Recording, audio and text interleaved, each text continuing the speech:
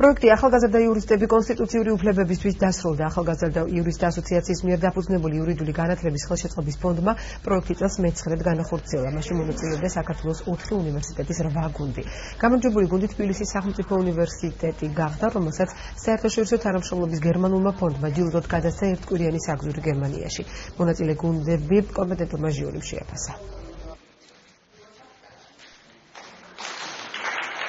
მნიშვნელოვანია, რომ ახალგაზრდა სტუდენტებს შესაძლებლობა აქვს, რომ თავის ცოდნის საფუძველზე უკვე პრაქტიკული საქმიანობით იყვნენ დაკავებული, იმიტირებული სასამართლო პროცესები, სადაც მონაწილეობენ მოსამართლეები, უცხოელი ექსპერტები, ადგილობრივი ქართველი წამყვანი იურისტები და მათ შემდგომ პრაქტიკაში შეუძლიათ გამოიყენონ ის ცოდნა და ის სპეციალობები, რასაც აქ შეიძენენ და ასევე სასიხარულოა, რომ მრავალი მათგანი, რომელმაც წარმატებად გაიარეს სკოლა, ხდებიან ჩვენი თანამშრომლები, ასევე საქმიანობენ სხვადასხვა უწყებებში და არიან წარმატებული თავიანთ პროფესიულ საქმიანობაში. ოლიმპიადა მიზნად ისახავს პირველ რიგში კონსტიტუციური სამართლის პოპულარიზაციას და აგრეთვე იმ პრაქტიკული მიმართულების გამომუშავებას, რომელიც ამ პროფესიის ადამიანებს შემდეგ პროფესიული კარიერისათვის სჭირდებათ.